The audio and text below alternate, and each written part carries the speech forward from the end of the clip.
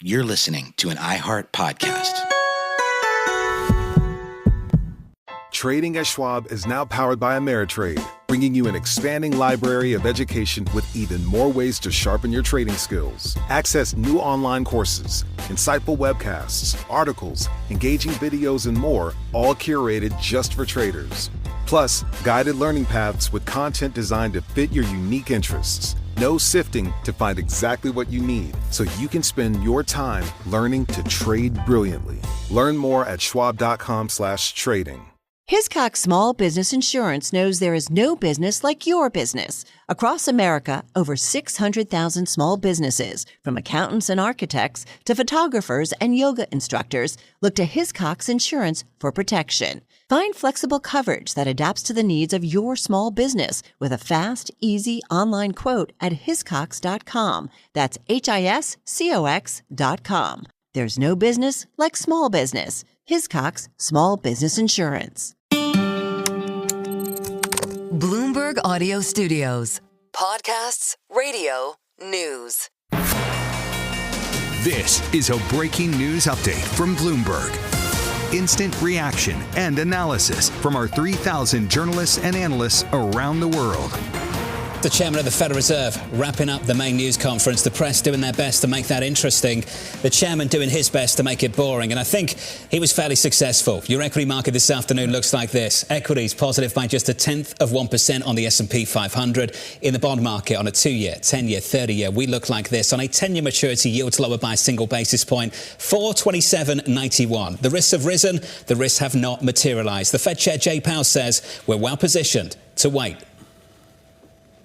We don't think we need to be in a hurry. We think we can be patient. We're in a good position to wait and see is the thing. We don't have to be in a hurry. The economy has been resilient and is doing fairly well. Our policy is well positioned. The costs of waiting to see further are fairly low. So they are going to wait to see the outcome of trade talks between the United States and China, wait to see if this economy breaks one way or the other. Why don't you just read Moby Dick for an hour and a half? I mean, honestly, if you want to know how the Fed looks when they filibuster, this was it. Ultimately, I thought that line was interesting, that the cost of waiting didn't seem that great. Some people, Neil Dutta, might disagree with that, but this right now is their stance. It is in a good place, and they did not give any sense of exactly what it would do to tip their hand away from that. His speech at the Economic Club of Chicago, repeated in the news conference this time around. If current trade policy is sustained, it could mean higher inflation. It could also mean lower growth. Our job, we have an obligation, Tom, to anchor inflation expectations. The obligation is there, and of course the reach out is to when will they do something. There's a lot of heated debate. Neil Dutta sent me a note here from Renaissance Macro. He's scathing, is the only word I could come up with, scathing about their delay here. As you mentioned, Andrew Hollenhorst with a view, and then you go all the way out, dare I say, into next year. The dispersion here is wide. I just want to point out that if he had read the Cliff Notes of Moby Dick, like I did in college, he could have pulled it off. Oh, yeah, in an hour and a half. No mention of transitory this time around. Short-lived or short-lived. Yes. Is the new term for the chairman of the Federal Reserve. Yeah, in the sense that they will get clarity as time goes on, and right now they have none, but it will be made apparent to them as things settle into place. This idea, though, that right now the economy is still relatively healthy is one aspect that I think maybe is going to become challenging in a month's time. Let's get to the conversation. Joining us now, the former New York Fed President Bill Dudley. Bill, thank you for joining us, sir. They clearly face a range of risks, which, as the chairman says, have not yet materialized. Can you walk us through how you think they've responded to the risks they face and what you make of that news conference from Chairman Powell? I don't think the news conference is surprising at all. I mean, the Fed is not really sure where tariffs are going to land, which is important. And when they land, they're not really sure what the consequences are going to be on growth versus inflation, and which side they're going to miss their mandate by a greater degree. So I think I was expecting him to say something pretty similar to this. And if I was in his shoes, I would have done exactly the same thing. I thought that the most notable line was the cost of waiting to see further data seem fairly low. Do you agree with that? Do you think that the cost is fairly low of simply being parked on the sidelines at a time where a lot of people think that there are signs of a rapidly slowing economy? Well, I think the costs are low relative to the risk of making a mistake. You know, let's imagine that the Fed cut rates dramatically because they were worried about the labor market, and then it turned out that inflation expectations got unanchored and the labor market held up pretty well. That'd be a big mistake. And so the Fed really wants to make sure that they don't go down that path. This is not just about the central scenario. It's also about risk management. Try not to do the wrong thing so that you can respond effectively as things actually unfold. So I think the fact that the tariff policy is not set is important. And the fact that we don't have any experience with a tariff shock of this magnitude is also important. So in that environment, it's sort of like, the Hippocratic oath, do no harm to your patient. Bill Dudley, part of your charm is you had a day job before the Fed job of actually trying to forecast out the economy. How would you frame that now? You've got the luxury of not being at Goldman Sachs. Can you look out 1 month? Can you look out 2 quarters? Can you model out a fancy McKelvey Dudley jewel out a year right now? I don't think you can. No way. I mean, I think the only thing we can say is that the economy, like Chair Powell said, is the economy right now seems to still be in good shape. I think the most important thing I took away from the press conference that people should take on board is the fact that don't take the first quarter GDP at face value. The minus 0.3 reading is all because of mismeasurement. It's basically they counted imports a lot better than they counted inventories. So there was a big drag from imports that was not offset by a big accumulation of inventories. And domestic private final sales, which he brought up repeatedly in the press conference, is really a much more representative measure of how the economy is doing, and it's doing just fine, rising 3%. So I think he put the weight on the right things.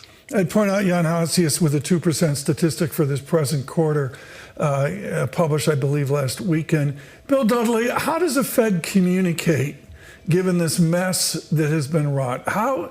What do they do in speeches coming up? John and I were talking here as we were looking at PSG Arsenal about Jackson Hole. How do they get to Jackson Hole and communicate to the nation? Well, you can only communicate to the extent that you actually know what's actually going on. So I think it's appropriate for the Fed not to overpromise or imply that they have some crystal magic ball that allows them to see in the future when the future is actually very cloudy. What I'm expecting at Jackson Hole, frankly, is the Fed to talk about their monetary policy framework review and wheel that out. And I thought some of the questions at the press conference on that were interesting, where Powell admitted that maybe QE could have been wrapped up a bit sooner. So I think they understand that there are some things that they can improve in the monetary policy framework. And so I think that's going to be the most interesting outcome of Jackson Hole. Bill, we've spent a lot of time speaking to Fed watchers on Wall Street, and they've all said a similar thing, that this time, because of the constraints, they might have to act late. They won't be able to act preemptively. And I guess it's important to understand his definition of being late, because there was this really interesting moment in the news conference, and I'd love your thoughts on it. He looked at the cutting that they did last year, 100 basis points of rate reductions, and said the Fed was a little late to start cutting last year. Just what is the definition of late on the FOMC?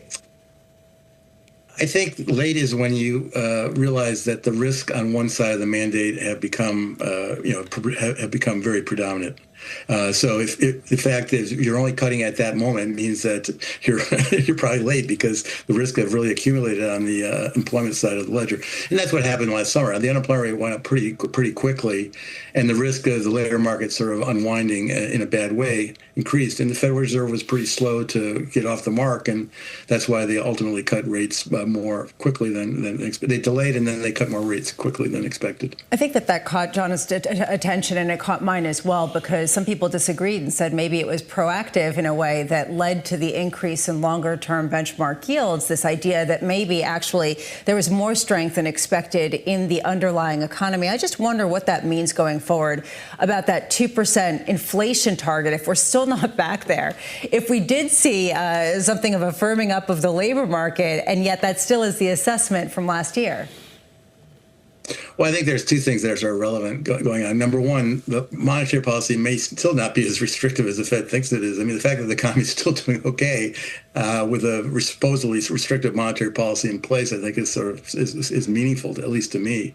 And the second thing I think is going on that's really important that people aren't putting enough weight on is the labor force is going to grow much slower in 2025 than it did in 2023 and 2024. So the kind of payroll gains you need to keep the unemployment rate stable are much dramatically lower this year than last year. There is this question going forward of what kind of pain tolerance would this Fed be willing to accept before they start to have the clarity that they need to actually make a move. We were talking with Rich Clarida just before the press conference, and he said maybe a 0.5% increase in the unemployment rate, something material that they could point to. What's your assessment that would actually provide clarity at a very unclear moment? Well, I think Rich Clarida is broadly correct. If the unemployment rate starts going up rapidly, like we go from 4.2 to say 4.6, then the Federal Reserve is going to be thinking, boy, the labor market really is weakening in a big way. We are moving meaningfully away from full employment, and the risk in that environment is that we're about to have a full blown recession. The SOM roll didn't work well last year, right? The SOM roll, we triggered the SOM roll, and there was no recession, but that happened because the labor force was growing very rapidly, and so the rise in the unemployment rate was driven by rapid labor force growth rather than by layoffs. This year, if the unemployment rate rises rapidly, it'll be driven by layoffs. Bill Dudley, let me throw in an audible then on that. Given a trade war, given the ballet in Switzerland here in the coming days, are we at risk of damaging the productivity that seemed so successful over the last 24 months? Absolutely. I mean, this is putting investment spending plans on hold. We are almost certainly going to have supply chain disruptions, even if we were to resolve this tomorrow, because a lot of ships from China aren't landing here at port, coming to port here, and then that means there's going to be a lot less time to replenish stores for Christmas. So supply chain disruptions to some degree are almost inevitable, and that's assuming that you switch things back, you turn the whole tariff thing off almost immediately. Hey, Bill, appreciate your thoughts as always. Bill Dudley there, the former New York Fed president. The Federal Reserve see it like this. The risks have risen to higher unemployment, to higher inflation, to lower growth, but the risks haven't materialized. And the risks are around trade talks as well. The President of the United States, in the last 2 hours or so, we've had a load of headlines from the Federal Reserve, but maybe the most important headline came from the President.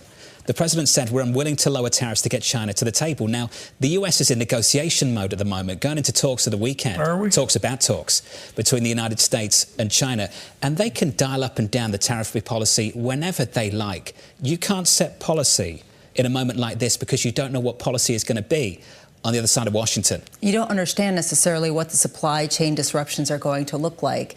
Let's say they don't lower tariffs in anticipation of these types of talks.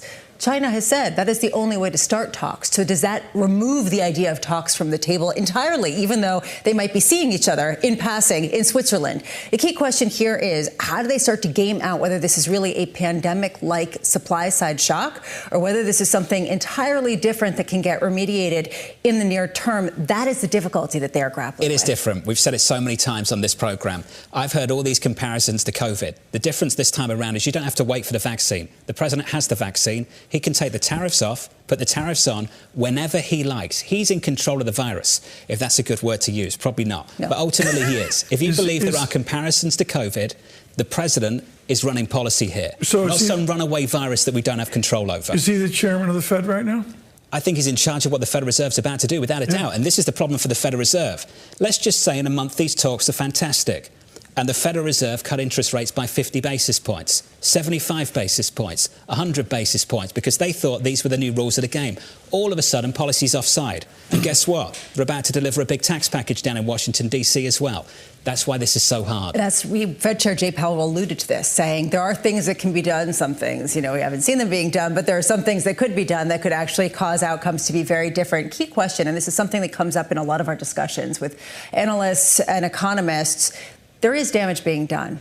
It's not as if this genie can go back into the bottle so easily, and there are ships that are not going to get here, and there are already supply chain disruptions. So at some point, that is the reason why people are saying the pain is already being felt, the damage is being done. It's now just a matter of magnitude. But a number of weeks ago, we had a but where Besant and maybe Lutnick had to go to the president and say, you're offsides, fix this right now. And in 10 minutes, they had it fixed. And that initiated the 90-day pause we have. Yeah. And the negotiations are starting. But if you're the chairman of the Federal Reserve, look, it's an industry to go after the Federal Reserve. We all partake. I understand that. We've been very critical over the years. You do, John? But I have some sympathy with the institution at the moment. I don't understand how you set policy for the medium term in a moment like this one. I think that's the reason why the policy tool that is communication is now filibustering, because ultimately there is no communication that can be had at a time where there is no information, solid information that can be had. And so maybe we'll get Moby Dick. My sympathy has limits, of course. I would suggest the Fed tomorrow. is codependent on the president. The president's driving the dialogue right now. It's standard psychiatric work. They're codependent on the White House. The White House is in the driving seat. Couldn't agree more, TK. Mike McKee was in the room. He's out of the room now. Mike McKee, welcome back to the programme. You said it multiple times, Mike, in the lead up to this. I don't have anything to add on that, Chairman Powell. And Mike, on a number of issues, he didn't have much to add. No, he didn't. You've been talking about it. The Fed doesn't know what's going to happen. Nobody knows what's going to happen, so you can't make policy. But one thing I would add is that you've been talking about this as a supply shock, which it very well could be. But the Fed was also sending the message today that it could be a demand shock. And if there's a demand shock, it could be reflected in things beyond just the unemployment rate and the inflation rate. We could see people start to pull back on spending significantly because either the shelves are empty or because they think things are going to be bad. Maybe they listened to Jay Powell today talking about the elevated risks. So there's a lot going on, a lot of cross currents going on, and it really comes down to how does all this affect the consumer? And by that I also mean businesses, because as you reported every day, people are pulling guidance. They don't know what's going to happen. So at this point, the economy could go either way. The Fed's stuck in the middle, and really there isn't much to say about the Fed for right now, except that they're watching like we are. Mike, you're a student of Fed history, and I wonder how much this has a parallel in recent history at a time when the Fed is just going to say uncertainty in 15 different ways and then sometimes the same way over and over again. Well, I think there isn't an exact comparison, but what you might look at is obviously the pandemic, where nobody knew what was going to happen because we hadn't had this happen before. And so the Fed was stuck in a situation where it knew things were bad. It knew it had to do something. But how long did that have to go on, and how far did they need to go? That was the question that was never really decided, and we kept talking about for months and months. But the idea of we've got stagflation out there, but we don't know if it's going to happen. And if it does happen, we don't know how bad it's going to be or when it's going to happen. That I don't see any precedent for. Michael McKee, for our international audience, brief us right now on, and you and I know the shadow FOMC, iconic at Carnegie Mellon and the rest. Tell us about the Trumpian shadow FOMC right now. Is there coalescing a beast that's going to send signals, send messages, critique Jerome Powell? Well, there are a couple of different groups going on, you could say. The Shadow Open Market Committee doesn't really have a lot of critiques at this point, other than what we were talking about earlier, the Fed's mission creep, the question I asked him. There are people who are contenders for the Fed chairmanship when the president finally makes a decision who could be having things to say. Kevin Warsh talked last week, the week before, about that. But really, the opposition or the people who are going to raise the question are in the administration right now, because the president wants to influence the Fed. He can't really do it, but he wants to. So there are going to be other people who are going to pick up on this stuff and talk about it. Scott Besant's been asked about it. He was asked about it today. They want the Fed to lower rates, but I think Mr. Besant knows, even if Mr. Trump doesn't, that the Fed can't move right now because they don't know what Mr. Trump's going to do. Mike McKee, appreciate the reaction. We'll hear from Mike throughout today on Bloomberg TV and on Bloomberg Radio. So we've had plenty of sympathy for the institution. It ends right now. Here's the criticism. It goes like this. I've heard it now from the previous Minneapolis Fed president, St. Louis Fed president, rather, Jim Bullard. I've heard it directly from Mohamed Ali as well, that this Federal Reserve is only really entertaining one scenario. But you hear a lot of people talking about a wide range of outcomes, but emphasis matters at a news conference. And the emphasis with Chairman Powell keeps landing on stagflation without saying stagflation. And Jim Bullard said this, and Mohamed said it as well. What they don't entertain is the prospect of a good outcome, the prospect that the Chinese turn around over the next few weeks and say, you know what, we'll give you what you want. The Europeans do the same thing. And you end up in a situation where you have lower tariffs. And maybe you end up in a situation where you have a reduced tax rate as well. And perhaps by the end of this year, you're in a better position for both the risk assets and growth too. And you don't hear any of that when you listen to Chairman Powell, and I didn't hear much of that at all in the last 90 minutes. There's a key question here. Is there a scenario in which they would have to hike rates? Is there a scenario in which they don't have to move at all because this is a soft landing in the same kind of way that they used to with no tariffs? There is a positive economic outcome that he kind of alluded to in passing, but it wasn't necessarily the main story. Yeah, kinda, but not really, right? But not really. Joining us now to discuss, Jeff Rosenberg of BlackRock. Jeff, I'll make it simple. Is this a moment to own bonds? And if so, where on the curve? It's certainly a moment to be adding diversification to your portfolio, because the whole theme everybody's been talking about, and Powell answered in multiple ways, is we don't know, and he doesn't know, and it's heightened uncertainty. So you need more balance in your portfolio. Now, the subsequent question is, do bonds give it to you? And there I'd say you got to be more anchored to the front end of the curve. The back end has a lot of uncertainty. You got to look for alternative ways of finding diversification in your portfolio. And beta exposures are just directional. Is the market going up? Is it going down? Is it a good outcome? Is it a bad outcome? As Lisa was just outlining, it's incredibly uncertain. And so it's a time for diversification. Jeff, this feels like in high school when someone really likes someone else and they keep talking about them ad nauseum and you feel like there's nothing else to talk about and you're kind of sick of the conversation, but you feel like you have to keep entertaining it. It feels like everyone's trying to get into the head of one person again and again and again, and is sort of exhausted by the end of the day. How do you rise above that and understand what's actually happening in the economy in some kind of way to understand which way things are turning? Yeah, it's a good metaphor. It's a fun metaphor, and a tough question. And I think one way is to really think about it from a portfolio construction point of view of what am I exposed to in my portfolio, right? So if it's about one person and one outcome, that's kind of the antithesis to what we've all learned over the years of how to build a good portfolio. Don't put all your eggs in one basket. In this context, it is don't have all of your outcomes determined by that uncertain and unforecastable outcome. And so that's really about diversifying my sources of return. I've talked about it on this program before. Often all we talk about is the beta outcome, the directional outcome. And there's another good news story here for investors, which is all this uncertainty actually increases opportunities, but if you're investing not in directional space, but in the cross-section. And so you're creating bigger winners and losers in the micro space. There's greater divergences and dispersion in the macro space. And so if you have strategies that are more about betting on the differences and not the direction, you can balance out your exposure to not just one person. That's a really tough outcome, but to hundreds of different outcomes. That's a better chance for success. And that's a way to pivot away from this kind of unipolar focus on that, popular person in high school. Hey, Jeff, I see. I don't, is there anything else you'd like to add right now? Jeff, thanks for entertaining that. Thank you. Come on. You know exactly what I'm talking about. Was this at a Friday night party? Just pause. I don't want to get too deep here, TK. No, but you get the idea that it's just sort of exhausting. There's something more to say or talk about. Everyone's exhausting. I'll take that from you. There's no question about that. Jeff, off your remit, what I'm seeing is a multi-standard deviation move in selected currencies. Where's your unexpected out there across equities, bonds, commodities, and particularly the depth of the currency markets?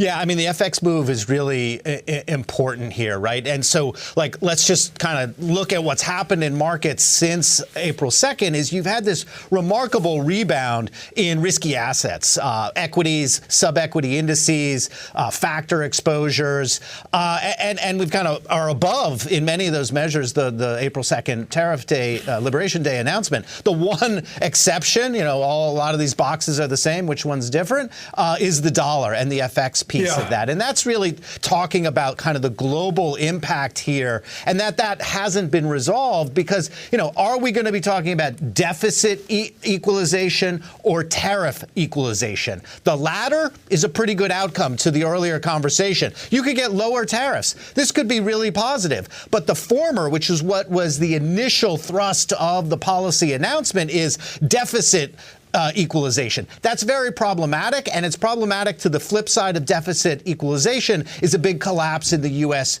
capital account surplus, and that's what you see on the currency piece. Yeah. That's the big surprise move. We got to keep an eye on that, and I think that's a really key development. Especially as we go through each one of these announcements on bilateral trade negotiations, you're going to look at the voting evaluation of those pronouncements in the currency markets. I think you'll get a good read on. This goes to the heart of your whole discussion around diversification and balance. How much is that diversification and balance increasingly international as a result of that uncertainty around the dollar and the space going forward?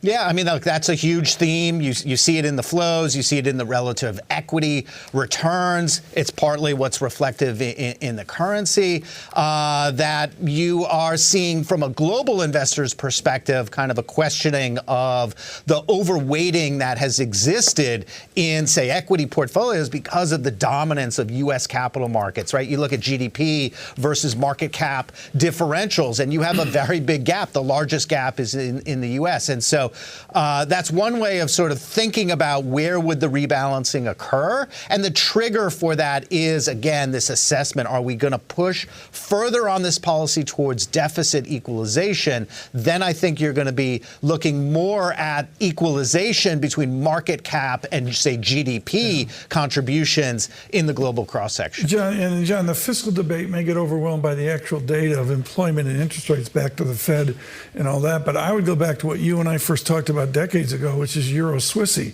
And the fact is you have strong Swiss right now.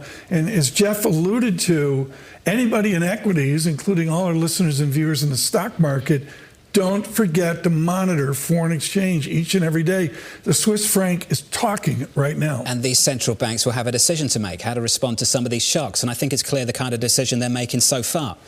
Lisa, we've talked about it. The ECB reducing interest rates. The Chinese coming out, reducing interest rates. The Federal Reserve doesn't really understand the nature of the shock yet. The rest of the world has decided it's disinflationary. Maybe they have the capacity to reduce interest rates in a way that the Federal Reserve does not. But we've talked about this a million times. Trade talks, things can change from hour to hour, never mind day to day. It's only a few hours ago we read a headline from the President of the United States that said he wasn't willing to reduce tariffs to engage in negotiations with the Chinese. And then we have reporting moments ago that says the President is ready to rescind global chip curbs. Now, this is sort of one versus the other. Every single headline moves this market one way versus the next. The Federal Reserve can't behave that way. It can't reduce rates 25 minutes ago and then hike them the next. That's the problem they've got at the moment. In fairness, a lot of people feel like they can't live like this right now. A lot of traders out there are saying, what's the point? I mean, you see that whipsaw in the NASDAQ in particular. This is something that NVIDIA has wanted. There is this tension between the fast-moving headlines of a tweet or a truth or a statement with the real economy and companies that have to make longer-term decisions. And as an investor, especially where speed was your friend, how do you deal with that in a very different backdrop? Jeff, are you tired of this yet? How are you feeling? Look, we're feeling great. This is creating a lot of opportunities if you know where to look and reweight your sources of returns away from the stuff that's impossible to forecast, right? And so, like in this last conversation, this is sort of in our kind of systematic framing. It's like momentum signals versus reversal. Momentum is a really tough strategy right now. Reversal, much better for exactly the description that you're just talking about. One day it's one headline, even within a headline, within a day, the headlines are reversing around. So that creates opportunities if you're weighting your sources of returns to the right environment. And it's just kind of like recognizing, look, the easy momentum macro trade of the post-COVID environment is not the trade right now. It's much more in the cross-section, much more reversal. That's where you can find some opportunities. And if you're trying to predict, what the next trade headline is going to be, that's going to be a very frustrating place to be. Yeah, good luck to you. Never mind within a day, within the hour. Jeff, thank you, sir. Jeff Rosenberg of BlackRock. The latest reporting from the team here at Bloomberg. The Trump administration planning to rescind Biden-era AI chip curbs, according to people familiar with the matter. You look at NVIDIA shares, they're up more than 2% on this news, and it makes sense given how vociferously against this they've been. This goes to the question of what is the ultimate goal of some of the tit-for-tat in the trade war that is between China and the U.S. Is it just complete decoupling when it comes to tech? Is this trying to tweak the rules? Confusing.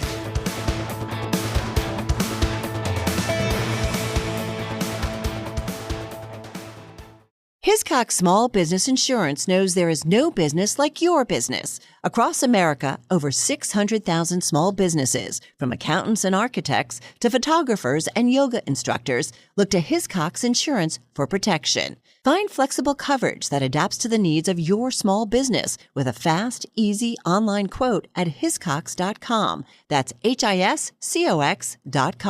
There's no business like small business. Hiscox Small Business Insurance. It's almost Mother's Day, and you can now get anything you need delivered with Uber Eats. Well, almost anything. So no, you can't order a relaxing shower, but some beautiful flowers, you bet we deliver those. A bird bath? No. A bath bomb? Absolutely. It's no to a chocolate lab, but yes to some chocolate truffles. So whether it's a last-minute gift for Mother's Day, fresh groceries, or food from your favorite restaurants, get it delivered today with Uber Eats. Order now. Product availability varies by region. See app for details. You're listening to an iHeart podcast.